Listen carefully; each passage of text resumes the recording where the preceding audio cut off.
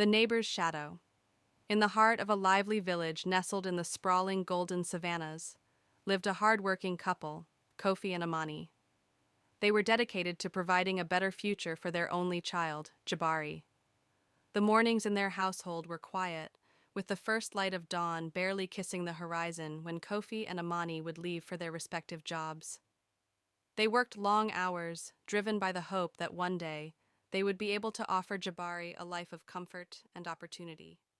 Jabari, despite the love and care his parents showered upon him, found the solitude of his days increasingly heavy. The house, which had once been filled with the warmth of his laughter, now stood still and quiet, save for the occasional chirp of birds outside. His parents' absence created a void that no toy, no game, and no book could fill. As much as Jabari tried to distract himself, he often found himself staring out of the window, longing for some company. One such afternoon, as the sun began its descent over the horizon, Jabari's gaze fell upon their neighbor, Auntie Naya. She was a kind, elderly woman who lived just a few houses down the dirt road. Auntie Naya was always busy in her garden, tending to her plants and humming soft tunes as she worked. On that particular day, she looked up from her gardening and caught Jabari's eye. With a warm smile, she waved at him. It was a simple gesture, but to Jabari, it was a lifeline. Jabari's face brightened as he waved back, feeling the first warmth of the day since his parents had left. For the first time in a long while, the loneliness inside him seemed to fade away, replaced by a sense of connection. Auntie Naya had always been friendly, but this moment felt different. That evening, when his parents returned home, Jabari was eager to share his experience with them. He sat down with his mother, Amani, his legs swinging from the edge of the chair, and told her about Auntie Naya. "Mama," he began, "Auntie Naya waved at me today. She's so kind. Can I spend my afternoons with her when you and Baba are at work? I'd really like that." Amani hesitated. She knew Jabari had been lonely lately, but she also felt a sense of unease about letting her son spend time with someone else, even someone as well regarded as Auntie Naya. However, seeing the hope in her son's eyes, Amani softened. She knew how important it was for Jabari to feel connected to others, especially during those long hours alone. She decided to speak to Auntie Naya before making a final decision. The next morning, she took a moment to visit Naya's house. They chatted briefly over tea, and Amani mentioned Jabari's request to spend time with her. Auntie Naya, with her ever-polite and welcoming demeanor, assured Amani that Jabari would be in good hands. She promised to look after him and keep him entertained while she worked in her garden. Amani felt relieved. She agreed, thinking that it would be better for Jabari to have company than to be alone all afternoon. From that day forward, Jabari began visiting Auntie Naya's house after school. At first, everything seemed perfect. Auntie Naya would offer him snacks, and they would watch cartoons together in the cozy sitting room. Jabari felt a sense of comfort in her presence, and for the first time in a long while, he looked forward to something. He would race down the path to her home every afternoon, excited for the company. But as the days passed, something began to shift. Auntie Naya, once warm and nurturing, started behaving in ways that made Jabari feel uneasy. She began showing him things, videos, pictures, that confused him. At first, they seemed harmless, just odd clips or strange images, but Jabari couldn't shake the feeling that something wasn't right. The unease inside him grew every time he visited Auntie Nia, but he didn't know how to explain it to her or his parents. He didn't want to disappoint them, and he certainly didn't want to be rude to Auntie Naya, who had been so kind to him. One evening, as the sun dipped low in the sky, Jabari returned home unusually quiet. His parents noticed the change in him immediately. His usual chatter and laughter were absent, replaced by a quiet, almost distant demeanor. Amani, concerned, asked softly, "Is everything all right, my son? How has your time with Auntie Naya been? Have you been having fun?" Jabari paused for a moment, his eyes downcast. He fiddled with his shirt, unsure of how to voice the discomfort that had been growing inside him. Finally he spoke, his voice barely above a whisper. "Mama, I don't like going there anymore. She shows me strange videos and pictures that make me feel bad inside. I don't understand them, but I know they're not right. Amani's heart sank. She hadn't expected this. She could see the discomfort in her son's eyes, and she knew something had gone wrong. Without wasting any more time, she called Kofi, and together they went to Auntie Nia's house that very evening. Jabari paused for a moment, his eyes downcast. He fiddled with his shirt, unsure of how to voice the discomfort that had been growing inside him. Finally, he spoke, his voice barely above a whisper. "Mama, I don't like going there anymore. She shows me strange videos and pictures that make me feel bad inside. I don't understand them, but I know they're not right." Amani's heart sank. She hadn't expected this. She could see the discomfort in her son's eyes, and she knew something had gone wrong. Without wasting any more time, she called Kofi, and together they went to Auntie Naya's house that very evening. What followed was a confrontation that would change the course of their lives forever. They uncovered the truth about Auntie Naya's actions, truths that left them horrified and regretful.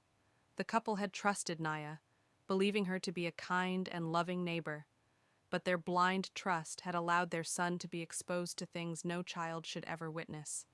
They reported Auntie Naya to the village elders, and the authorities were notified. Naya's actions came to light, and she was removed from the village. That night, Kofi and Amani sat with Jabari, holding him close, their hearts filled with guilt and sorrow. "We are so sorry, my son," Kofi said, his voice heavy. "We should have been more careful. We trusted too easily, and it hurt you. From now on, we will always prioritize your safety, no matter what." The incident marked a turning point, not only for the family, but for the entire village. Kofi and Amani began adjusting their schedules, making sure they spent more time with Jabari, ensuring he never felt alone again. The village, too, took steps to ensure the safety of its children. Community meetings were organized to raise awareness about the dangers lurking in their own backyard, and the importance of keeping a vigilant eye on their children was highlighted. In the days that followed, Kofi and Amani tried to regain a sense of normalcy in their household. Jabari's once vibrant laughter began to return, albeit in quieter moments. He was still unsure about his feelings, but the comfort of being with his parents every day helped him heal. Amani, now more attentive than ever, made sure to spend as much time as possible with Jabari. She would sit with him in the evenings, listening to his stories, no matter how small or seemingly trivial they were. Kofi, too, took more time off work, and they would spend their weekends together, going on nature walks, visiting friends, and simply enjoying the family bond that they had almost taken for granted before. But the unease about Auntie Nia lingered in their minds. They couldn't shake the feeling that something had been left unresolved. They were relieved that Nia had been taken away, but there was a lingering question. How had they let it happen in the first place? How had they missed the signs? One evening, after a long day of working together in the garden, Kofi sat down with Amani on the porch. The warm light of the setting sun bathed the land in a soft, golden glow, but the couple's faces were filled with worry. "Amani," Kofi began, "I can't stop thinking about what happened. How did we not see the danger earlier? Why didn't we trust our instincts more? We were so focused on providing for Jabari, on making sure we gave him everything he needed, but we missed what truly mattered, his safety, his peace of mind." Amani nodded, her eyes filled with regret. "We were so sure Auntie Naya was kind, so sure she wouldn't harm Jabari, but we didn't ask enough questions. We didn't keep a close enough eye on him. I didn't even think to check on what he was doing there." Kofi sighed deeply. "It wasn't just about her, it's about us too. We didn't spend enough time with Jabari, and that made him feel alone. Even when we were home, we weren't really there with him, you know?" Amani reached out to hold his hand. "You're right. We failed him. But we're going to do better, for him and for ourselves. We can't undo what happened, but we can make sure it doesn't happen again. We can rebuild the trust he lost." They sat in silence for a while, watching the sun disappear below the horizon. They had been so busy with their own lives, so consumed by their work, that they had overlooked the most important thing, the emotional needs of their son. The time they had lost couldn't be regained, but they were determined to make the most of what they had left.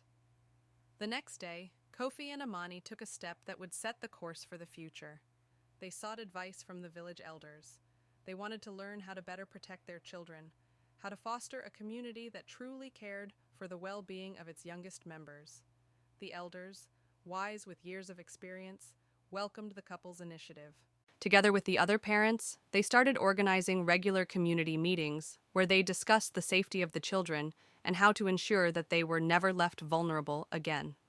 The village elders also introduced new guidelines for neighbors and caregivers, ensuring that any person who wished to look after children would undergo a vetting process.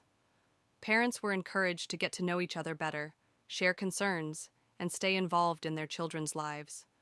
The changes weren't instantaneous, but they began to take hold.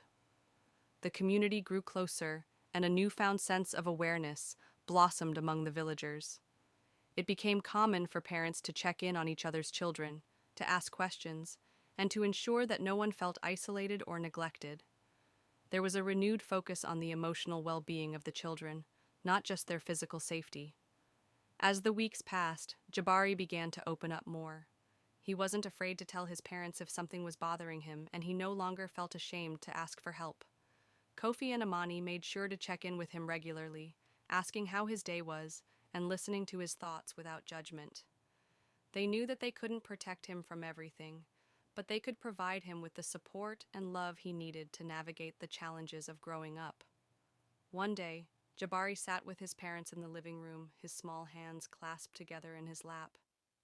"Mama, Baba," he began, "I'm glad you're here with me. I like it when we spend time together." Kofi smiled warmly and hugged his son. "We're always going to be here for you, Jabari. We learned a hard lesson, but we're going to make sure you never feel alone again." Amani kissed his forehead. "You are our top priority, Jabari. Nothing will ever come before you." Jabari smiled, his face lighting up with a joy that hadn't been there in a long time. He knew that his parents loved him, and more importantly, he knew they were always there to protect him. Over time, Jabari's happiness returned in full force. He played with his friends, laughed with his parents, and enjoyed the simple pleasures of childhood once more. His experience with Auntie Naya, though painful, had been the catalyst for positive change, not just for his family, but for the entire village. The village that once felt like a quiet, peaceful haven had transformed. Its people, united by a shared commitment to the safety of their children, were more connected than ever before. Kofi and Amani, having learned painful but important lessons, worked tirelessly to ensure that no child would ever feel the same loneliness or fear that Jabari had experienced. As the months passed, the changes became evident. Parents took active roles in each other's lives, offering help, checking in, and offering support to those who needed it. The village was no longer just a place where people lived. It had become a tight-knit community where everyone looked out for one another. For Kofi and Amani, the shift wasn't just about their outward actions. They had undergone their own transformation. The emotional distance that had once crept between them and Jabari had now been replaced with a deeper bond of trust and understanding. They found joy in the small moments, in the laughter shared over dinner, in the quiet walks they took together, and in the conversations that ran late into the night. But perhaps the most significant change was in Jabari. The young boy who had once struggled with feelings of abandonment now flourished in the love and care that surrounded him. He had learned that it was okay to speak up, to express his discomfort, and most importantly, to trust his parents. His confidence grew, and the shadows of his past began to fade. One afternoon, as the sun once again painted the sky with hues of gold, Kofi and Amani sat with Jabari under the large baobab tree at the edge of their yard. It was their favorite spot, where the breeze whispered through the leaves and the world seemed to slow down. "Mama, Baba," Jabari said, his voice soft yet filled with determination. "I want to help other children. I want to tell them they don't have to be afraid. They can talk to someone when something feels wrong." Kofi and Amani exchanged a look of pride. Their son, once a victim of circumstance, was now becoming a voice for others. He had taken the lessons from his own experience and turned them into something powerful. "You're already helping, Jabari," Amani replied, her voice filled with warmth. Your courage, your willingness to speak up, will inspire others to do the same. You're showing them that they can be safe and they can trust those who love them. Kofi nodded. We're so proud of you, Jabari. You've shown us what it truly means to be brave. Jabari smiled, his face lighting up. The sunlight caught his eyes, and for a moment, it seemed as though everything had come full circle. He had grown, not just in age, but in wisdom, understanding, and compassion. The village, too, had learned a valuable lesson: the importance of looking out for each other, of being present for those who needed it most. Through the pain of their experience, the community had been reborn, more resilient, more united, and more committed to safeguarding the future of their children. Months later, as the village gathered for a celebration, the elders spoke of the changes they had witnessed. What we've learned, my friends, one elder said, is that the well-being of our children is not just a duty, it is a shared responsibility. No one person can carry this alone. We must all work together to protect, nurture, and guide them. When we stand together, we can create a world where every child feels safe, loved, and valued. The community responded with applause, their hearts full of pride in the transformation they had made. Jabari, who had once been afraid, now stood tall among them, his smile brighter than ever. He was no longer the lonely child staring out the window, but a young boy who had found his voice and was using it to create change. As the sun dipped below the horizon, painting the sky with the last of its golden hues, Kofi and Amani looked at their son, knowing that this new chapter in their lives was just the beginning. They had learned the hardest lesson of all, that the safety and happiness of their child were not just in their hands, but in the hands of their entire community. And they would never let go. The safety and well-being of our children should always be a top priority. Parents must stay involved in their children's lives, listening to their feelings and concerns, and never ignoring signs of distress. Trust is vital, but it must be earned and protected. It's also crucial for the community to work together, share responsibility, and ensure that no child feels alone or unsafe. Through love, vigilance, and mutual care, we can create a world where children are safe, valued, and free to grow with confidence.